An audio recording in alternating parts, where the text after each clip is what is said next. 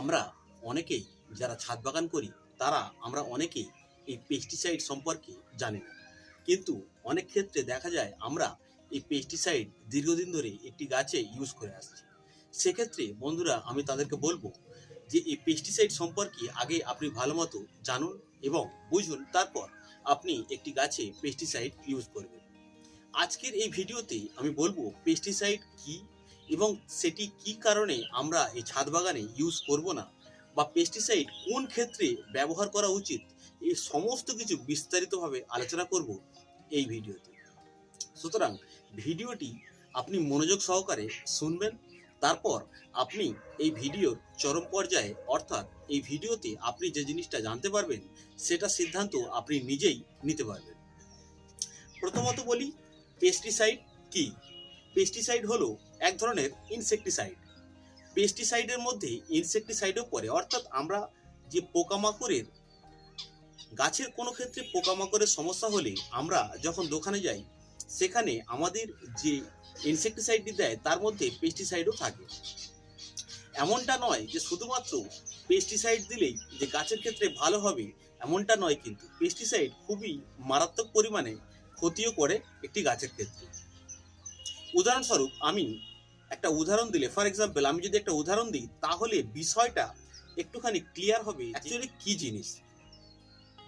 স্বাভাবিকভাবে আমাদের এই নর্মাল জীবনযাত্রায় আমাদের ছোটোখাটো যদি কোনো রকম কোনো শরীর খারাপ হয়, যেগুলো খুবই ছোটোখাটো হয়, তো আমরা প্রত্যেকেই ডাক্তারের কাছে যাই না, আমরা যাই কোনো ওষুধ দোকানে।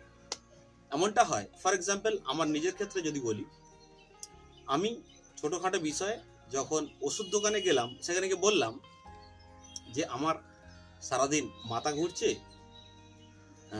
গা হাত পা শরীর কিরম ম্যাচ ম্যাচ লাগছে, গা হাত পা ব্যথা প্রচণ্ড, যেন মনে হয় হালকা হালকা জ্বর আসছে আমার, এমন কিছু একটা ওষুধ দিন যেটা খেলে এক্ষুনি ঠিক হয়ে যায়, আমার শরীরটা বেশ ফিট হয়ে যায়, আমার শরীরটা খুব দুর্বল লাগছে আর কিছু খেতেও ভালো লাগছে। তো ওষুধ দোকানদার আমাকে একটি ওষুধ দিল এবং বললো এক্ষুনি এটা খেয়ে নাও, কোনো সমস্যা নেই, খেয়ে নাও, ভরা পেটে আছে। তাই আমি বলি হ্যাঁ, ওষুধটা খেয়ে নাও। খেয়ে নিলাম। খেয়ে নেওয়ার পর আধ ঘন্টা পর আমার শরীরটা যেরকম আগের অবস্থায় ছিল, অর্থাৎ তরতাজা এবং স্ট্রং, এবং শরীরের কোনো রকমভাবে উইকনেস আমার মধ্যে আর নেই, এবং যেটা মনে হচ্ছিল শরীরের দুর্বলতা, সেটাও আর আমার মধ্যে নেই।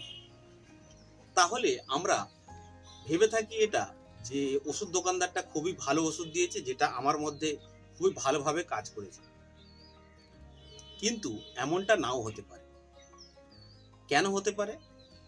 সেই ওষুধটি যেটা আমাকে দিয়েছিল সেই ওষুধের মধ্যে কিছু মাত্রায় স্টেরয়েড ছিল। এবার হয়তো স্টেরয়েড মানে হয়তো ভাবছেন যে তাহলে ড্রাগস, এমনটা নয়। স্টেরয়েড অবশ্যই ওষুধের মধ্যে থাকে এবং সেটা বিভিন্ন সময়ের ক্ষেত্রে কাজ করে। স্টেরয়েড সম্পর্কে যেটা বলি, স্টেরয়েড হচ্ছে শরীরের যে রক্তের গতিবেগটাকে আরো বাড়িয়ে তোলে, যার ফলে আমাদের কাজ করার ক্ষমতা, শারীরিক দুর্বলতা বা কোনো কিছুর ক্ষেত্রে সেটা খুবই ফাস্ট কাজ করে এবং খুবই ফাস্ট রিলিফ পাওয়া যায়। কিন্তু শরীরের আমার যে এই স্টেজে স্টেরয়েড নেওয়ার কি কোনো প্রয়োজন ছিল? আমাদের অভ্যন্তরীণ ক্ষেত্রে যদি আমরা স্টেরয়েড এইরকম ভাবে নিতে থাকি তাহলে কিন্তু শরীরের পক্ষে খুবই ক্ষতি, কখনোই সেটা ভালো নয়।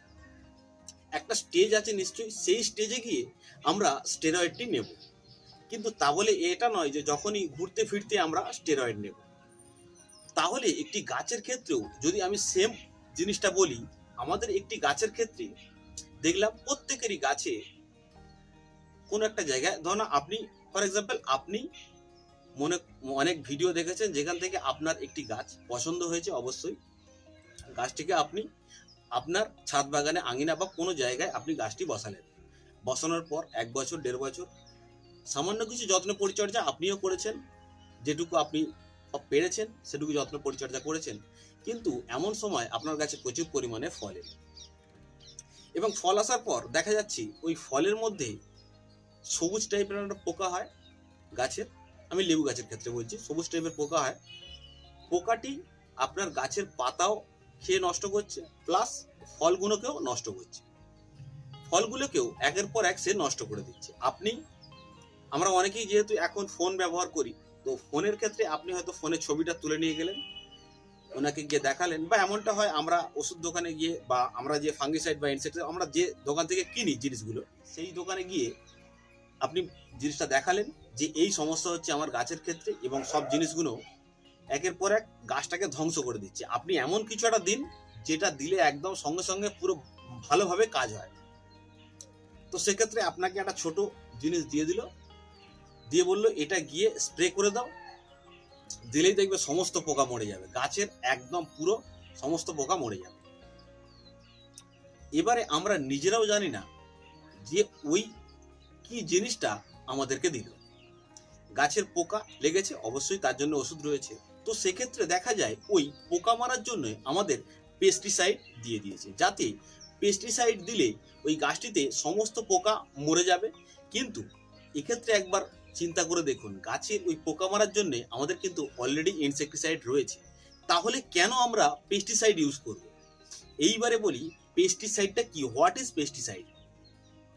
পেস্টিসাইডটা হলো গাছের যে, আমরা মূলত ফল গাছের ক্ষেত্রে যদি বলি, ফল গাছের ফলটাই কিন্তু সৌন্দর্য, বা একটা ফুল গাছের ফুলটাই কিন্তু সৌন্দর্য, বা ফুলের সেই যে শোভাটা সেটাই কিন্তু একটা গাছের বৈশিষ্ট্য, বা ফল গাছের ক্ষেত্রে ফলটাই কিন্তু গাছের বৈশিষ্ট্য। তখন যখন ওই ফলের ক্ষতি করে, বা একটি ফল গাছের, যদি আমি ফল গাছের হিসেবেই বলি, ফল গাছের যে ক্ষতি করছে, অর্থাৎ যে ক্ষতি করছে, শুধুমাত্র পোকা নয়, যে ক্ষতি করবে, সেটা পোকাও হতে পারে, পাখিও হতে পারে, বা কীটপতঙ্গও হতে পারে, বা বাটারফ্লাই হতে পারে, যে যে ক্ষতি করবে গাছের বা ফলের, একটি ফলকে যে আঘাত করবে, তাকেই কিন্তু এই পেস্টিসাইড মারার জন্য আঘাত করবে। এইবারে এই পেস্টিসাইডের মাত্রা কম বেশি থাকে, যদি কম মাত্রায় থাকে তাহলে এবারে ধরে নিন একটি পেয়ারা গাছে আপনি পেস্টিসাইড স্প্রে করেছেন। পেয়ারা গাছে অবশ্যই পেয়ারা পাকলে প্রচুর সেখানে পাখি ছাড়াও অন্যান্য সবাই কিন্তু সেই পেয়ারার মধ্যে আসবে। সেখানে যদি কোনো রকম কোনো পাখি, যেহেতু আপনি স্প্রে করেছেন পেস্টিসাইড, পাখি যদি সেই পেয়ারাটাকে ছিদ্র করে খায়, অবশ্যই সে খাবে। তার ফলে কি হবে, যদি এই পেস্টিসাইড মাত্রা কম থাকে, তাহলে ওই পাখিটির লিভারে বা যে সমস্ত অঙ্গ প্রত্যঙ্গগুলো আস্তে আস্তে কার্যক্ষমতা ব্যাহত হবে, অর্থাৎ সেটি কিন্তু একটা লেভেলের ধাপ তাদেরকে মেরে দেওয়ার জন্য।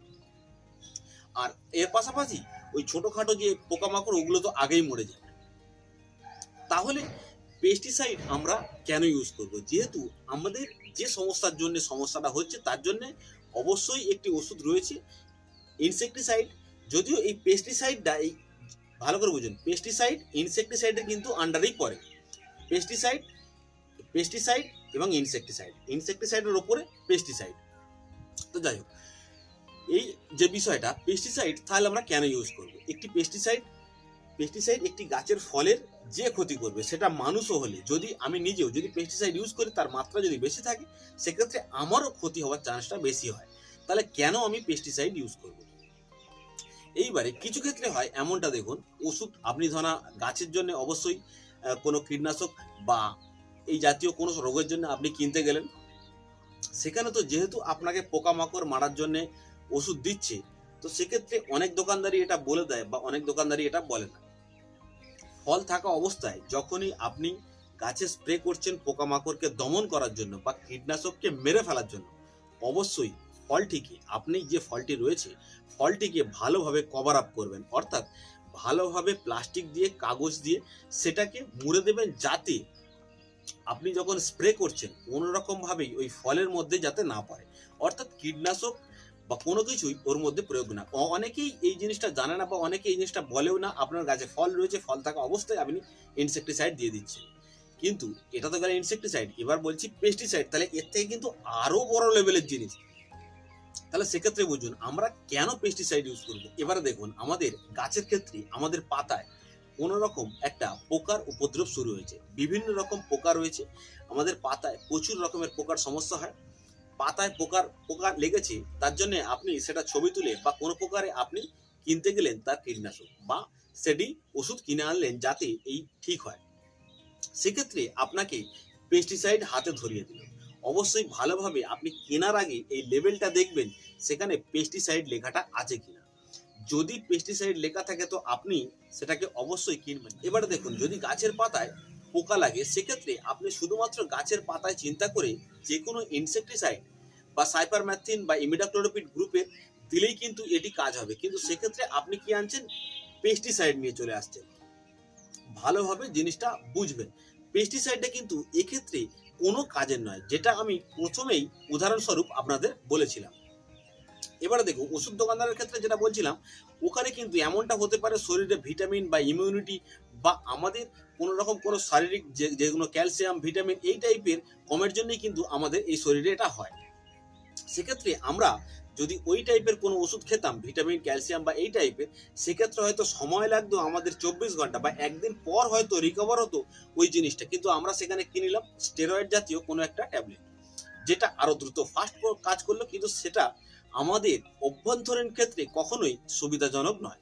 হ্যাঁ, স্টেরয়েড কাজের জন্য অবশ্যই একটা সময় রয়েছে, একটা লেভেল রয়েছে, সেই জায়গায় গিয়ে আমাদের স্টেরয়েডটা নেওয়া উচিত। আশা করি এই বিষয়টা আপনাদের পুরোপুরিভাবে বোঝাতে পারলাম।